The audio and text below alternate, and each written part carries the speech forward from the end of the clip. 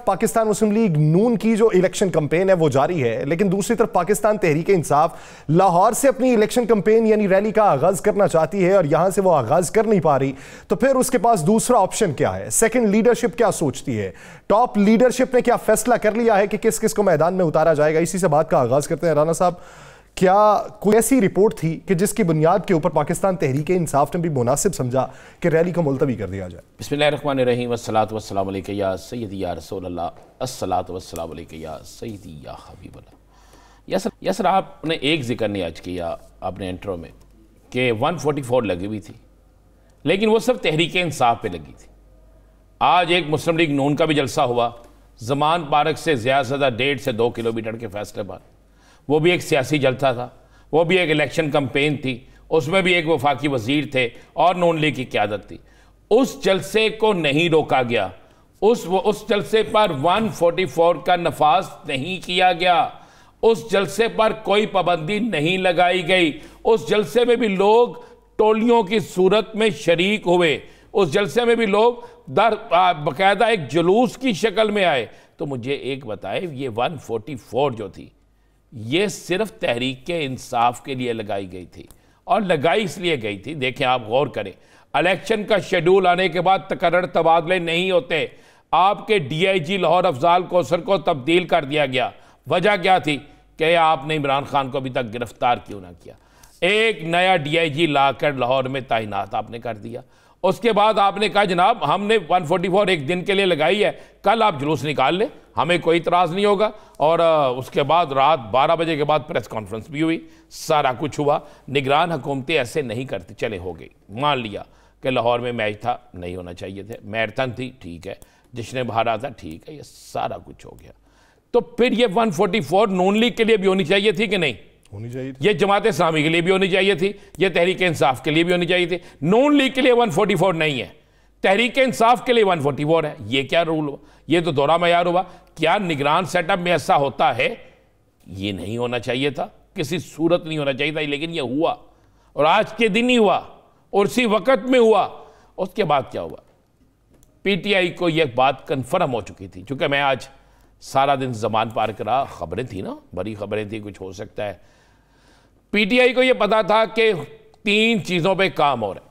3 चीज़ें क्या थी? नंबर 1, जितनी तादाद तो PTI की वहाँ मौजूद थी, आप जो स्क्रीन पे देख रहे हैं, ये उस वक्त के मनाज़र है यासर, और ये थोड़ी तादाद नहीं है, बहुत बड़ी तादाद। PTI के जितने लोग थे वो चाहते तो कंटेनर भी पीछे हट सकते थे, वो चाहते तो सारा कुछ हो सकता, लेकिन जानी नुकसान होना था। बहुत सी FIR दर्ज होनी थी, FIR के अंदराज का फैसला हो चुका था, थानों का तयन कर दिया गया था, और FIR दर्ज होनी थी कप्तान पर, कप्तान की टीम पर, मतवक्को तमाम उम्मीदवारों पर जो सूबाई असम्बली के जिन्होंने इलेक्शन लड़ने थे। ये सारा कुछ होना था, और हो सकता था कुछ खुदा न खास्ता कुछ जानी नुकसान भी हो जाता, दोनों इतराफ में से किसी तरफ। ये सारा कुछ होता। कप्तान ने देखें आज एक चीज़ तो की है ना, मैंने कल भी कहा था, उसने बहुत से लोगों को बेनकाब कर दिया।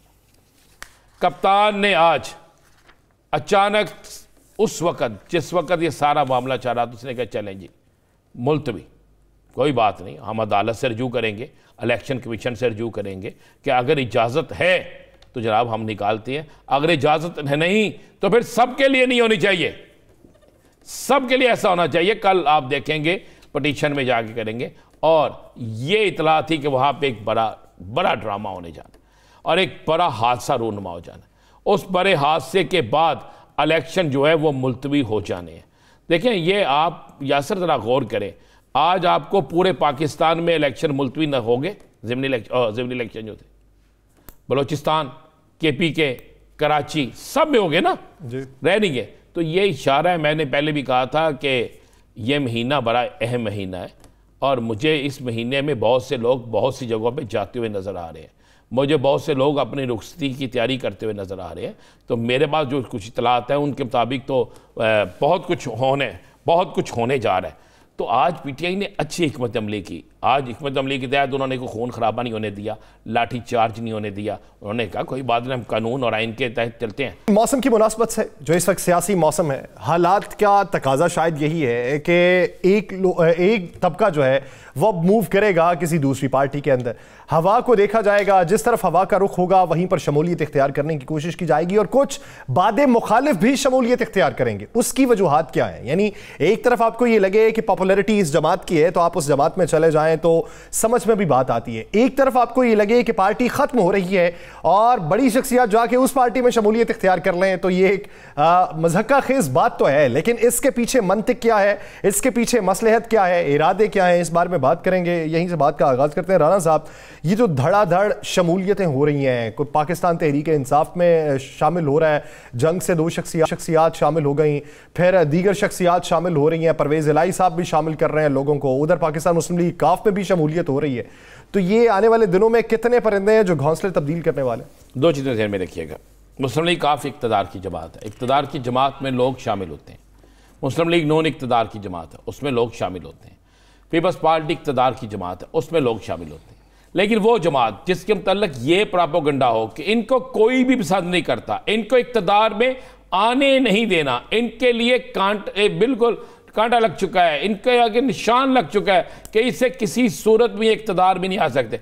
अगर उन सियासी जमातों के अंदर दरादर बड़ी बारी बरकम शख्सियात शमूलियत इख्तियार करना शुरू कर दे तो आप अंदाज़ा लगा लें, फिर आपको ये नज़र आ जाएगा कि किसी ना किसी जगह नहीं बल्कि हर जगह ये चीज़ जाई जा रही है कि अगर हमने सियासी तौर पे इलेक्शन लड़ना है, अगर हमने सियासी मैदान में अवाम की हमायत हासिल करनी है तो फिर हमें उस सियासी जमात में जाना होगा।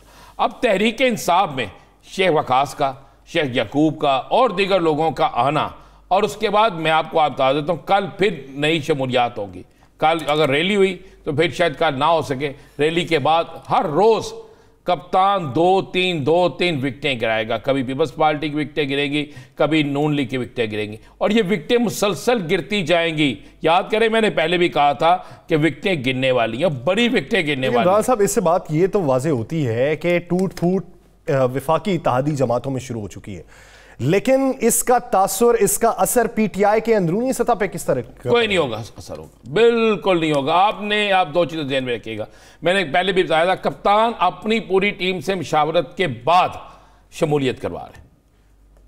कोई ऐसा नहीं होगा कि एक एमएनए आपके साथ रहा है और उसी हल्के से दूसरा शख्स आ जाता है तो पहले वाले को तरजीह जो है वो दी जाएगी, दूसरे वाले को किसी और हल्के में रखा जाएगा। ये बात एक तो ज़हन में रखिए। दूसरा, जिस तरह मुसर्रत जमशेद चीमा ने कहा जी हम रनर अप दोनों को बुलाएंगे, पहले नंबर पे ये है, दूसरे नंबर पे ये है, तीसरे नंबर, उनको इत्मीनान में लेने के बाद हम टिकट जारी करेंगे। मगर मुस्लिम लीग नॉन की और पीपल्स पार्टी के उम्मीदों पे पानी फिरने वाला है कि जो उनके जहन में था ना कि अगर इनके जो लोग नंबर 2 होंगे जिनको सीट नहीं मिलेगी उनको हम अपने साथ रख लेंगे। ये मामला भी कप्तान ने ऐसा खेल देना है कि ये बेचारे देखते रह जाएंगे और इनके पास वो उम्मीदवार होंगे जिन उम्मीदवारों को शायद घर के भी लोग भी वोट ना दे सके। ये तो दूसरा, बड़ी विकटें गिनने वाली हैं यासर, बड़ी विकटें और तगड़ी विकटें गिनने वाली हैं, और ये तगड़ी विकटें गिनने वाली हैं इसीलिए हुकूमत हर सूरत में इलेक्शन से भागना चाहती है।